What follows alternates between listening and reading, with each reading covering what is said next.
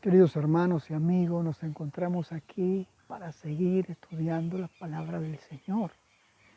Durante este trimestre que ya está pronto a terminar, estamos estudiando ser administradores del Señor hasta que Él venga. Y el tema de este momento es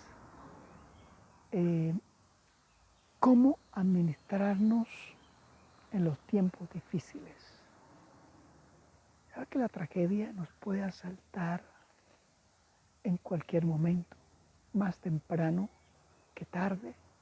La razón es porque vivimos en un mundo que es un campo de guerra entre el bien y el mal. Ese es el gran conflicto de los siglos. Así que por eso es que somos testigos de cosas terribles, violencias, guerras, tragedias naturales, enfermedades, tragedias en los hogares. Vivimos en un mundo de constante agitación. Dice, ¿cómo los cristianos podemos administrar en un mundo complicado? Y más cuando esas tragedias nos afectan. Bueno, Dios tiene que ser nuestro castillo fuerte. Dios debe ser nuestra torre de defensa, y eso se logra con una experiencia cristiana consecuente día a día, en oración con Dios, en el estudio de su palabra, en rogar, recibir la gracia del Espíritu Santo para que vaya transformando nuestras vidas, para que nos vaya madurando en nuestra experiencia cristiana, para que vayamos avanzando desde el ABC del conocimiento de Dios a un conocimiento práctico y profundo y vivencial en nuestra existencia. Solo así tendremos la habilidad de administrar en momentos difíciles, cuando la vida se nos complica, cuando el entorno se complica, cuando nuestro país se complica. Pues no podremos hacerlo solo y necesitamos al Dios soberano, al Dios todopoderoso, que es capaz de hacer lo que es imposible.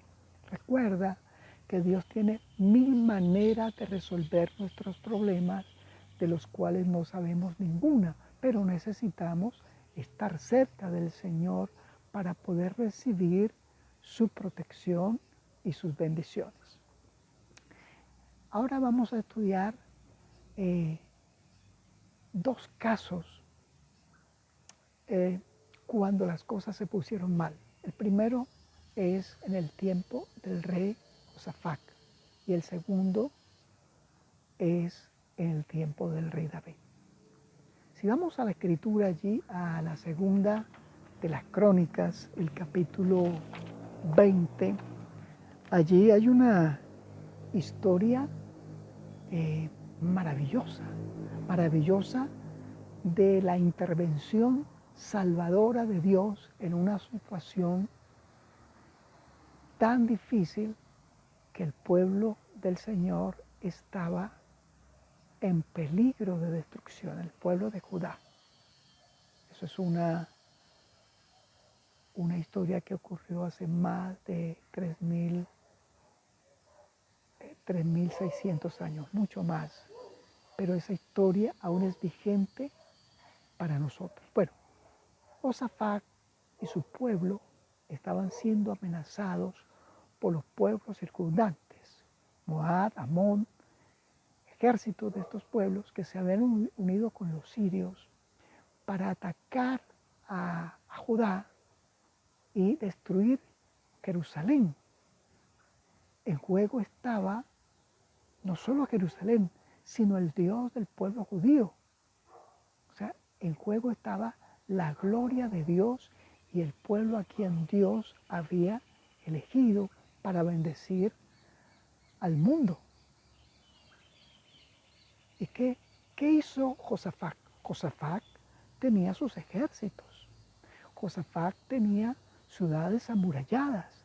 Pero Josafat no confió en eso, sino que confió en Dios. Y Dios le bendijo. Mira lo que dice Josafat a su pueblo para infundirle aliento, para infundirle ánimo. Vamos ahí, segunda de las Crónicas, el capítulo 20, el verso 15, la última parte. Josafat le dice al pueblo: no temáis ni os amedrentéis delante de esta multitud tan grande, porque no es vuestra guerra, sino de Dios. Confianza plena en Dios. Y Dios envía un profeta para consolar al rey Josafat y consolar a su pueblo Judá.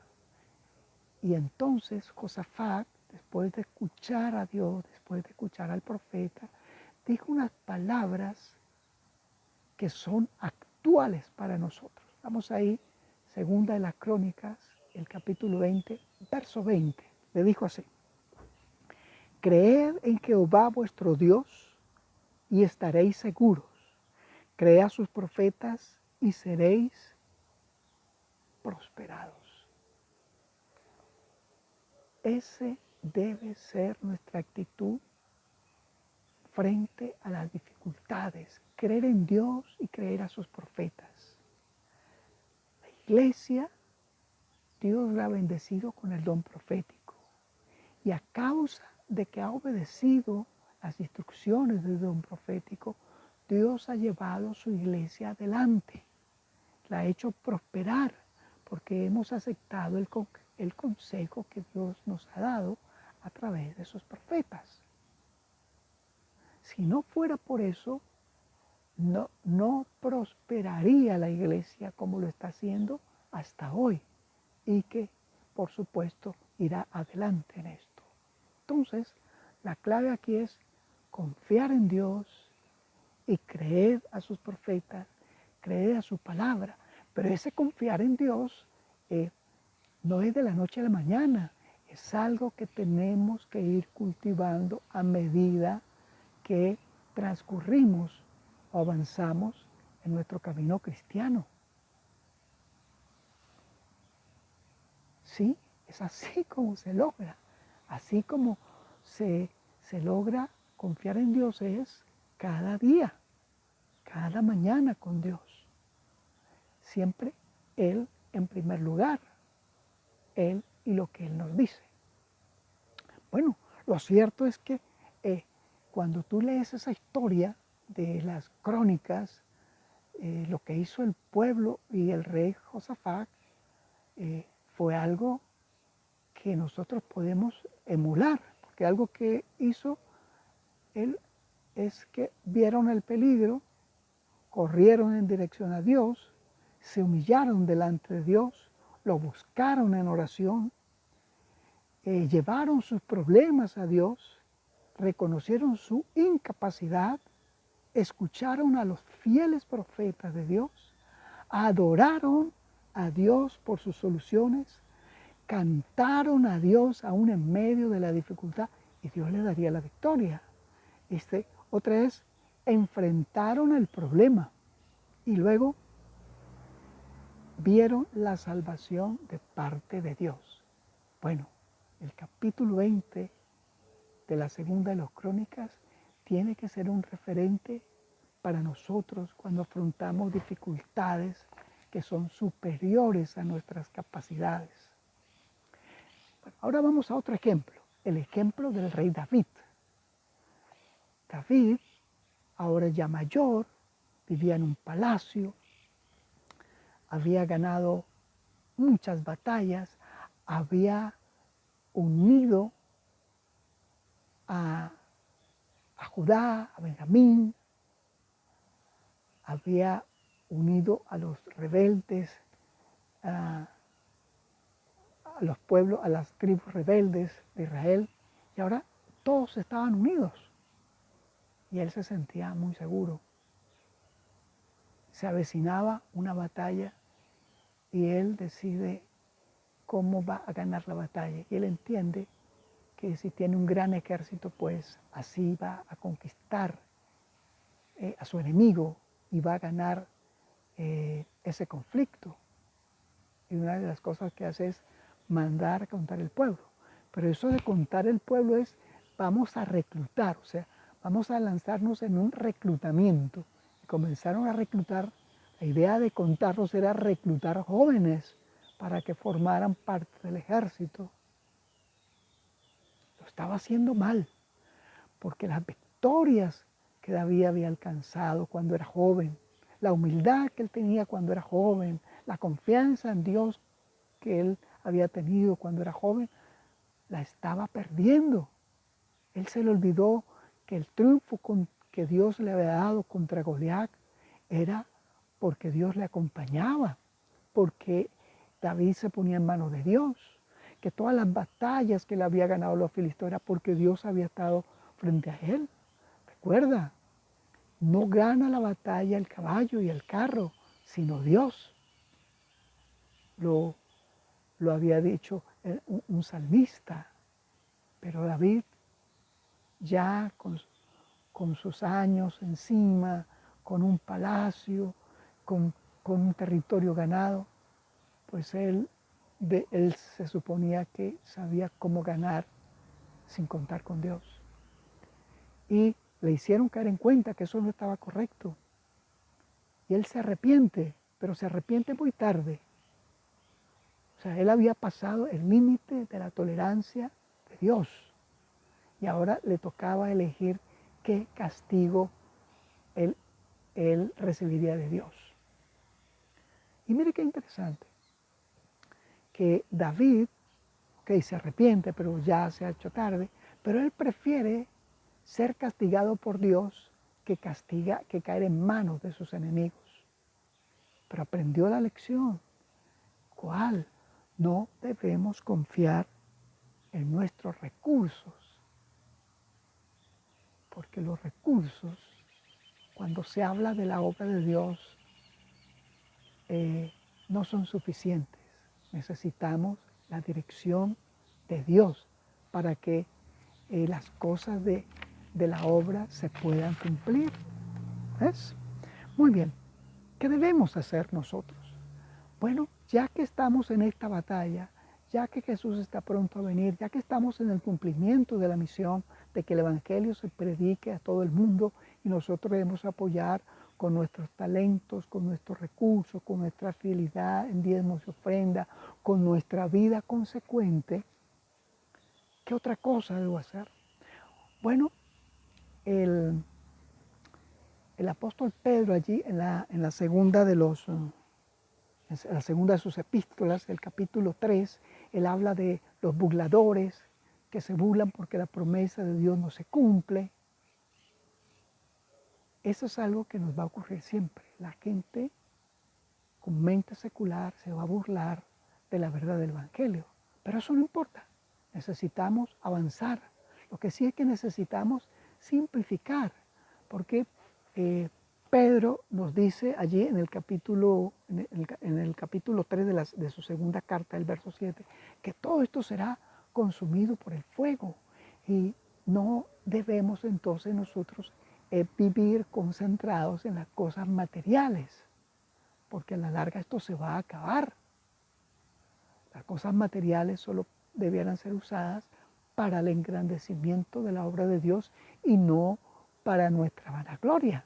Entonces, la simplicidad, es decir, que nosotros nos descarguemos de las cosas de este mundo lo más liviano posible para poder avanzar en el cumplimiento de la misión.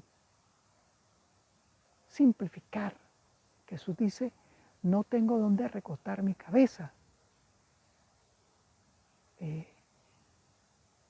Juan el Bautista vivía en el desierto y comía de una forma muy frugal. Era la simplicidad con el propósito de usar más capacidad mental, más tiempo al cumplimiento de la misión. Pues eso debemos ser nosotros también. La simplicidad y recordando que cuando nos concentramos en las cosas de este mundo, nos iremos alejando de los propósitos de Dios. Nuestros recursos materiales deben ser dirigidos siempre a la gloria de Dios en el cumplimiento de la misión. Siempre debe ser así, porque entre más demos para el Señor, más estaremos guardando en los bancos del cielo. Y recuerda que los bancos del cielo, los intereses que dan son intereses eternos. Y eso para nosotros debe ser nuestro gran móvil. ¿Cuál? El avance de la obra del Señor. Bien, ¿cuál debe ser nuestra prioridad? El Señor Jesucristo en Mateo 6, el verso 24 dice: ninguno puede servir a dos señores, porque odiará al uno y amará al otro, o estimará al uno y menospreciará al otro. No podéis servir a Dios y a las riquezas. O sea, no es que no tengamos riquezas, lo que está diciendo es que o amo a Dios o amo las riquezas. Si amo a Dios, entonces las riquezas que yo pueda tener siempre serán usadas para la gloria de Dios y, repito, el cumplimiento de la misión. El cumplimiento de la misión. Esa debe ser nuestra prioridad. Todo lo que hagamos en nuestro trabajo, en nuestros estudios, en nuestros negocios, donde quiera que estemos, debe tener como blanco la misión. Si tienes una empresa, que esos recursos sean dirigidos a la difusión del Evangelio. Porque un alma que se salve será para la eternidad. Para la eternidad. Y que un planeta entero, con toda su riqueza, no alcanza a valer un alma salvada por Cristo para la eternidad. Y si tú y los recursos que el Señor te ha dado lo utilizas para la ganancia de las almas, hermano, serás muy feliz, no solo aquí, sino en la patria celestial. El don de profecía dice que en el cielo habrá unas personas más felices que otras. Y los más felices son aquellos que más hicieron mientras estuvieron viviendo en este planeta y porque sus recursos fueron usados para el avance de la obra. Sus dificultades se redujeron porque vivieron para el cumplimiento de la misión. Entonces, queridos hermanos, necesitamos tener vidas consecuentes. Como dice el apóstol Pablo ahí en 2 de los Corintios, capítulo 3, 18, contemplemos a Jesús, porque al contemplarlo seremos transformados. El Señor quiere que nosotros tengamos valor, fe, paciencia, perseverancia, dedicación, pero esto solo se logra a través del tiempo, por lo cual necesitamos ser consecuentes cada día. De esta manera nosotros podemos administrar en medio de las dificultades. Llegará el día cuando no podamos comprar ni vender, porque el mundo se confabulará contra Dios y su ley y contra su pueblo.